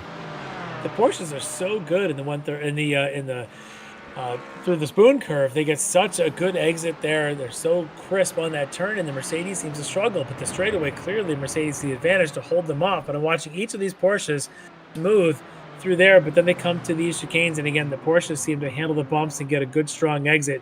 You can see one little skip of the car, it looks violent, but when you're Eric Violette, that thing plants and it just goes. Yeah, Violette seems to be carrying so much experience in that car in front, and he has been planted this entire race, literally uncontested as of yet, as Copeland has not even tried to make a risky dive yet. But obviously Copeland, you mentioned, very professional driver as well, is not going to make a jump if it's not going to be worth it. But now here's Chinsky with just over 2 minutes left to go. The white flag is going to be out fairly shortly in the next coming of laps, and he's also had a dominant lead. Yep, I think it'll be white flag next time by, so just 2 laps left now for your overall race leader, Josh Chinsky, trying to just bring it on home with that 24-second lead right now on Michelle Squarick. And Josh has just been solid again tonight, showing us why he is sort of the class in this field right now, from defending early to make sure that he held that lead over Michelle Squarick and the others, and Michael Brooks forever early, but Chinsky just pulled right away. As we get a quick look at Michelle Squarick as she starts her second to last lap. with a comfortable 30 seconds or so on third place runner Aaron Beaver. So Michelle, also great runs tonight for them. But let's see how this thing winds up now with a little over 2 laps left for these GT4 Pro group. I'll tell you, it's been Eric Violette. It's just been mistake-free for the last 20 minutes. Literally mistake-free. There is no other way to put it. He has planted that Porsche. And if anybody knows Porsches, especially the GT3s, that can be a little bit difficult to understand how that car works. The completely different structure of that engine being right at the backside. The braking model is completely different compared to other GT style cars, and so really managing that car well here at Suzuka. Obviously, like we mentioned at the beginning of this race, it really is a good car and track combo due to the high speed rotation that the Porsche offers compared to the Merc. But as you can see on the back straight here, there's no overtaking opportunity for Schwenke. He cannot get past that Mercedes, just having the stronger straight line speed, but through the corners and through the chicanes, obviously we've mentioned already that the the Mercedes has started to struggle quite a lot. There's another LMP just a little bit further who's going to try and get past this battle, but it's closing now, because if Copeland wants any chance to get past, he's going to have to make it fairly shortly. He's going to, but I'm starting to wonder if his tires don't have a whole lot left in to make one last charge, and right now the Porsches look like they're as fresh as a daisy. But white flag should be in the air for Josh Chinsky, just barely under that 1 hour mark, and this is final lap now for Josh Chinsky. Let's see how everybody calculated their fuel, as Josh is going to make sure everybody's got to go around one more time. There's Schwenke still trying to hold off Mike Dam. This may be Mike Dam's best opportunity. Man, I gotta tell you, it is the worst feeling possible when you plan out an entire race, you do an incredible race, and you run out of fuel in the final lap because you didn't budget for when the leader comes around. It's one of the worst feelings, I swear. Yeah, look at this for sixth. Lucas Dragotta, Andre Barrios. We've got Dan Carrito. Look at this group. Yeah, there's another fight here. We obviously haven't seen it from a little bit earlier because of the fight that's been happening for second. But look at the charge here from Barrios, right on the backside of Dragotta, who's got in front a couple of laps before, and he's just been able to stick and hold on to it. But Carrito has also joined in on this fight. So now 3 wide almost, coming through the next right-hander. This could potentially... Oh, and Carrito, and there goes Barrios. And easy up for Carrito. Now on the back of Dragotta, an unfortunate switch around in the final dire moments of this race. Yeah, I'm starting to wonder if these Mercedes have a little bit more wear on their tires, is what we've seen from Copeland struggling the last couple laps. Same thing here maybe for Lucas Dragotta, as they're on their white flag lap. Perhaps this Porsche, Dan Carrito's got a chance here with Lucas. We saw the opportunity there from Mariano Barrios. He wasn't able to take that and make the pass, but maybe, just maybe, the Porsche here of Carrito can get it done. Meanwhile, look at this, the 2 Orion Porsches, as they're coming up to the triangle for this actually... might only be to take the white flag. No, they will be on final lap, because there's your race leader. That is Josh Chinsky, who's going to come around one last time through the chicane, down the front straight, and he is going to take the win for SRT Esport here in LMP3. And behind him, taking the second place, is going to be Eric Violette, followed by Ken Copeland, Travis Schwenke, and Mike Dam at GT4 Pro, as I think Leo Dragotta is still out there on one more lap for all of them. He'll be coming around, and there he is. And then coming in now for second in the LMP3 is going to be Michelle Squarick, a great consistent run for our points leader at LMP3, collecting a strong finish here again tonight in second place. And then it'll be, we think, it'll be Aaron Beaver, probably another 10, 15 seconds or so. There is Aaron, right in the middle of a couple of GT4 cars here at 130R. Yeah, it's been an incredible drive there from Squarick, and it's definitely going to extend that lead that she's got currently. But here currently is the fight. Klimovic holding off in first position for the GT4 AM class, and around the final corner, he comes with a little bit of traffic, but that's going to be a confirmed win there in the GT4 AM class for himself. So incredible work on his behalf. Obviously, that is David Klimovic. Unfortunately, Michael Klimovic hopped off that train a little bit early on in this race, down in 5th position, as you can see him over there. But currently, for the standings, Leo Dragotta is still out on track, and it might seem a little bit scary for him because everybody else has come across the checkered flag, but he does have that confirmed P1 for crossing just after Chinsky, so thankfully still keep going. But there's May coming across there in 2nd position, so incredible drive from him, from them as well. But finally, a little bit further down, Wedderburn also coming across the line. And great drive from everybody, though. So this has been a really good race. Yeah, a lot of folks not going to go around with a little bit of fuel they might still have on board. Josh Chinsky, maybe one of them, just parked it there at the end of the pit lane to make sure he doesn't have to go around this track again. And I can see in the background the flashing lights of a red trimmed Orion. That has got to be Leo Dragotta taking another victory, his second on the season here tonight at Suzuka. So great racing all around. Tell you what, I can't wait to talk to some of these drivers. Why don't we take a quick break and come right back with some interviews? You have just watched round 3 of the miniMite Sports Car Challenge. We'll be back with interviews in just a minute. Ricmotech high-performance sim racing equipment. Whether you're just looking to have fun, train for race day, or become a serious esports competitor, Ricmotech has you covered. Hundreds of name brand parts. Support from experts that love sim racing. Trusted by the pros. There's only one place to go, ricmotech.com. The SCCA Foundation is a 501c3 organization serving as the charitable arm of the Sports Car Club of America. One of the programs partially funded by the foundation is the SCCA Academy, an online learning management system used to keep real-life racing track officials up to date on the highest standards of race safety and officiating. Through this program, the SCCA Foundation is supporting the future of the best-trained corner workers and event officials in motorsport. You can support these efforts at www.sccafoundation.org.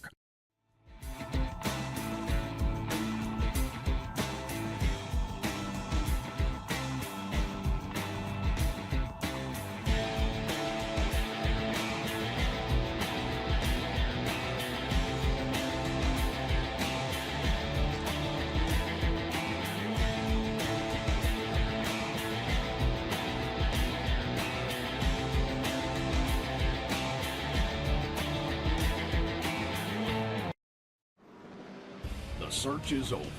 The most comprehensive league scoring solution is here, with the ability for multi-level championships, custom incident tracking, post-race time penalties, support for heats, drop weeks display, multi-car team scoring, advanced web widgets, rookie championships, a custom paint system, and load those results in seconds. Visit extremescoring.info today.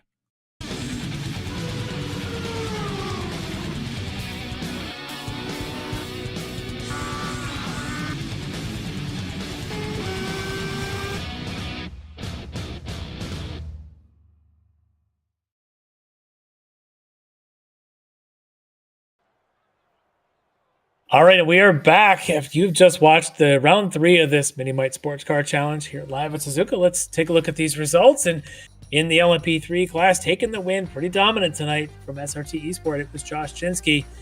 Coming up in second, getting some great points here. Michelle Squirk and the Squirk Motorsports entry. And look at the D2D sim racing team. Aaron Beaver getting on the podium and Bobby Childs finishing 4th. Jake Zito and Jeff Jacobs, great battle there, finishing 5th and 6th in the LMP3s. And then in the GT4s, in the pro category, it was Leo Dragotta, pretty dominant there. When Mike Dam head is off, Leo is left to just finish things all by himself, taking that win there. Behind him, great battle, Eric Violet, Ken Copeland, Travis Schwenke, and Mike Dam, as we were calling them the murderer's row here in GT4. That's how they're going to finish there. And then in GT4 AM, we can take a look real quick. It was David Klimovich taking the win, just ahead of Stephen May and Andre Wedderburn in the GT4 AM class.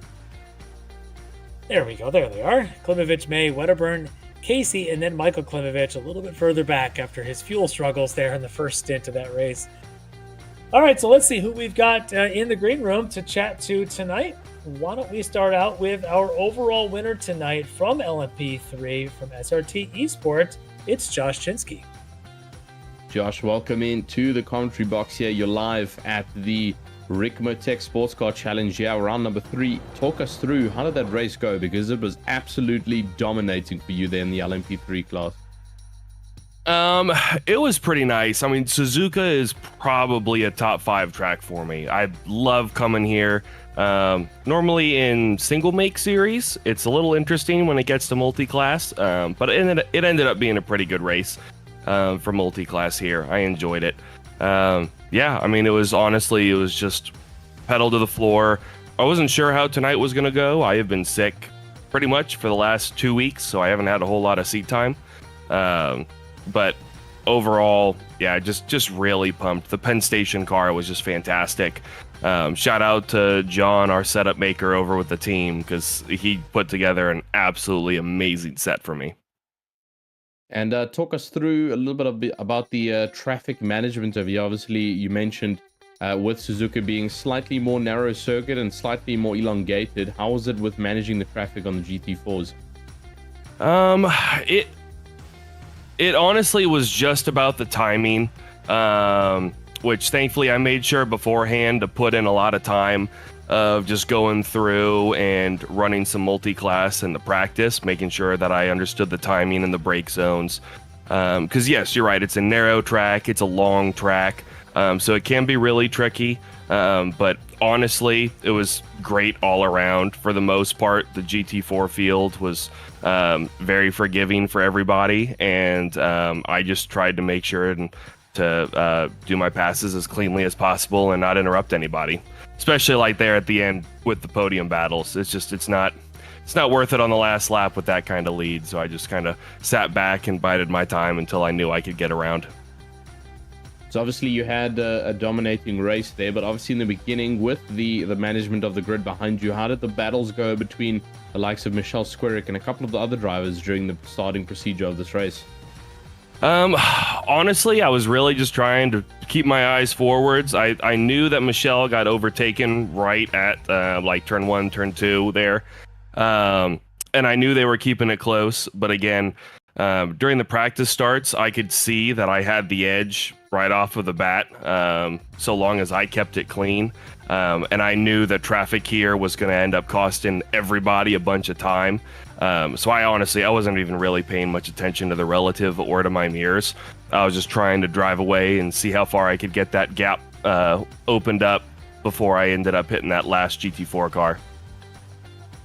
Incredible stuff. And so in 2 weeks' time, you head to round 4 of the Sportscar Challenge, here for Ricmotech, and that's at Indianapolis. How are you feeling about that? Oh, I am stoked for that. Indianapolis is my home track. It is my favorite road course. It can be tricky. I think a lot of people underestimate the course because it's really rear limited with the grip. And I'm looking forward to it. It's fantastic multi-class there. I won the 6 hours of Indy last year with the LMP2. Obviously, completely different car, but I feel confident in my ability there to manage the traffic and also in my pace. So I'm looking forward to getting into the seat, getting the setup put together again, and yeah, I can't wait to get back around Indy. Incredible stuff. And once again, well done on your win here in the LMP3 class. Is there anything you'd like to say or anybody you'd like to shout out before you head out? Absolutely. Said it already, but thank you, John, for putting together an absolutely amazing set for me. None of the setup shops I really like with the LMP3, and you've just done some magic with this stuff. Shout out to Apex Racing for everything you guys do, putting together these broadcasts. I love watching them back. I can't wait to watch this one back. Shout out to XMS for putting this series together. I've been with XMS for a couple seasons now, and I just love racing with these guys. Lastly, shout out to the sponsors, Penn Station East Coast Subs, and then also Lifestyle Integrations. You guys make sure that I have the time to be able to put towards doing setups with John, making sure that we have everything we need, and allowing me to be on the grid for this series. So I appreciate all your support, and looking forward to hopefully more podiums with the Penn Station and Lifestyle Integrations car. Well, congratulations once again on your win here tonight. We'll see you in 2 weeks at Indianapolis. Awesome. Thank you, guys. All right, that was Josh Jensky, our winner in the LMP3 class. So let's move on over to our GT4s. And why don't we start out with the GT4 Pros? Let's bring in Leo Dragota from Orion Race Teams, and Leo Dragota joining us here. And Leo, you had a heck of a battle with Mike Dam for a while till he had his bit of an off there. But walk me through with the back and forth the two of you had for a good 30 minutes.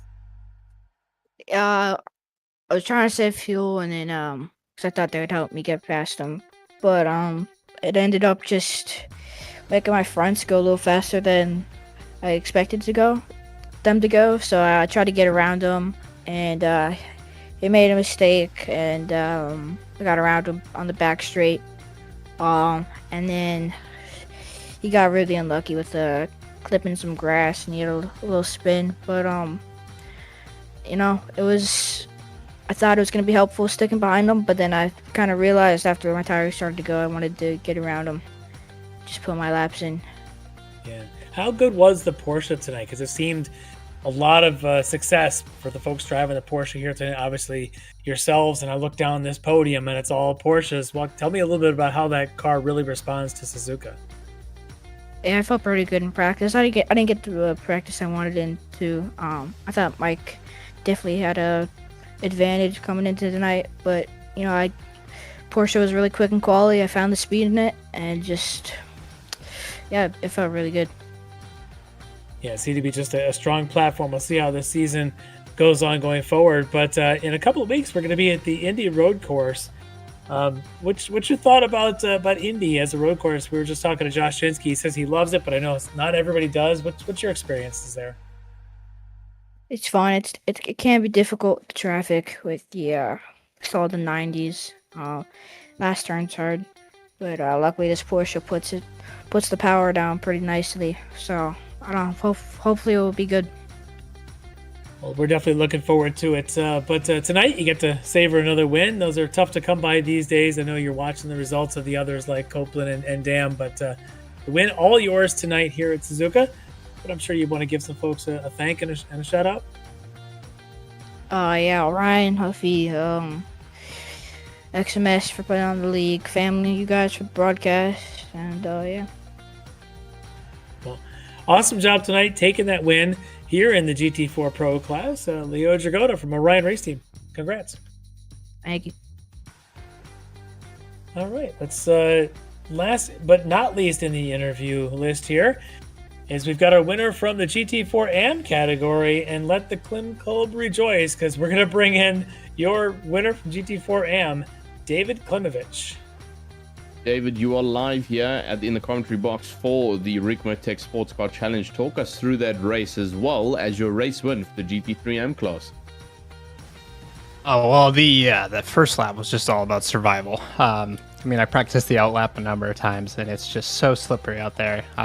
We had a couple of practice starts, and people were kind of sliding all over the place. So, I found just trying to keep the car on the track, I didn't have too much trouble keeping pace in the beginning. I think with the accordion effect, it's pretty forgiving. You don't have to be all that fast in the first lap. So, just getting into it, settling into it, and then just taking my time and making my moves in the right spots. I got pretty fortunate. There's a couple of wrecks in front of me that I got a couple positions out of a couple of times, and it got through unscathed. I think just keeping my eyes forward and staying vigilant is a lot of what got me through it.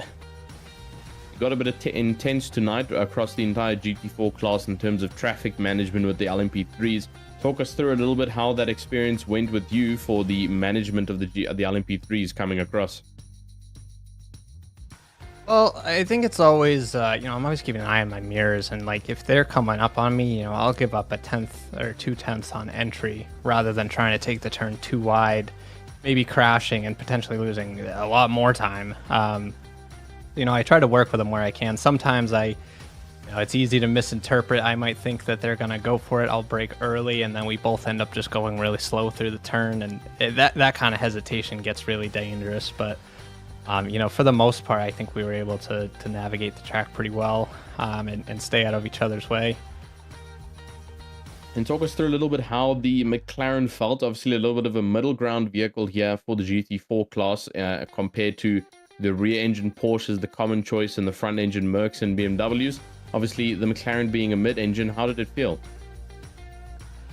Well, I actually like the Porsche more. I usually drive the Porsche, but this season I decided to drive the McLaren. It's tricky when it starts to slide. I find it actually not as predictable as the Porsche. I think the Porsche is slides a little bit more balanced. The McLaren's mid-engine, but to me it feels more like when it gets on the nose and the turn and the back end starts to come, it kind of just keeps going. drives similar, maybe not quite as unforgiving as the 911 GT3, but I think it's kind of in the same vein of once the back end starts to go, it really wants to go. But I think getting used to the gearing too is a bit different. It's geared a lot different, sounds a lot different than the Porsche. When I first started driving it, I was actually tacking it out constantly because I just wasn't used to the sound. But yeah, I'm settling into it a lot. This is my third race with it. I'm feeling pretty consistent with it. Yeah, it's pretty good. Well, I mean, clearly the consistency's paid off because you've taken P1 here tonight. But from the results rendered tonight, how do you feel for in 2 weeks' time? It'll be at Indianapolis here for the Sportscar Challenge. I'm trying to remember Indianapolis off the top of my head. I don't know if I've raced it. If I have, I'm not super familiar with it, so I'll have to get in some practice. That's not the rain week, is it? I think we have one more. No, yeah, the rain, the World Challenge will be rain next week, but I think the rain in the GT4s is a few weeks later. Okay. Yeah, that one I'm probably most worried for. But we'll see how it goes. Yeah, so but still, once again, incredible stuff for taking P1 here for GT4 AM class. Before you head out, is there anybody you'd like to give a shout out to? Anything you'd like to mention? I want to shout out my girlfriend, my mom, for always watching. They watch in the living room together. And then my college buddies like to watch. And also my sponsors, Ace Claro, my whiteboards, and St. Pete Sport Fishing. And also my teammates, of course, and you guys for doing the broadcast. I always love watching it back. Incredible stuff. Well, thank you so much for joining us. We'll see you in 2 weeks' time at Indianapolis. Right, David, I just got to ask, was that you pushing Michael when you ran out of fuel? Yes, it was. He said, go left around me. I said, no. Hold on. Man left behind. It was great stuff. That was awesome. I thought perhaps it was Doug, but then I realized it was your red stripe. So great job there helping the teammate out. Yeah, I got a little flustered and actually ended up spitting out twice after that. So it was tough, but I couldn't leave him on the side of the road. Well, I'm sure he appreciates it. He owes you a beer now for sure. All right, thanks, guys. Have a good night. All right. Thanks, David Klimovich there from Slow Bros taking the win in the GT4 AM. So incredible night tonight. Tristan, any other thoughts? Yeah, no, I mean, this was some incredible racing, and the traffic management was a little bit tricky here on such an elongated and narrow track here like Suzuka, but the drivers seem to have managed it. There was a great load of competition across GT4 as well as the LMP3s, so I definitely would be keen to see one of these races again. It was great fun to watch. Yeah, they are always a lot of fun. Great drivers, wonderful racing every single week. But let's see what's coming up in the next couple of weeks. Speaking of every single week, next week, 7 days from now, the World Challenge will be back this time at Sebring, and everyone's waiting for it. It's going to be the rain event. 90 minutes of World Challenge at Sebring in the rain. Don't miss it. You'll want to gather around and watch that one for sure. But then we'll be back in 2 weeks for the next miniMite Sports Car Challenge, as we've talked about, at the road course in Indy for a 75-minute race. And then in 3 weeks, the World Challenge will head to Portimao for a 75-minute race at the Algarve circuits. So a couple of great things coming up here on Apex Racing TV and here on the Monday Nights Ricmotech series. So with that, I appreciate y'all watching tonight. I've been Larry Lefty McLeod alongside me, Tristan Herbst. Thank you, Tristan, for doing an awesome job these couple of weeks. And of course, Jonathan Grabowski kicking butt with all those great camera angles, helping to make this a wonderful production. So for that, we'll see you all next week when we head to the rain at Sebring. Good night, everybody. Ricmotech, high-performance sim racing equipment. There's only one place to go, ricmotech.com.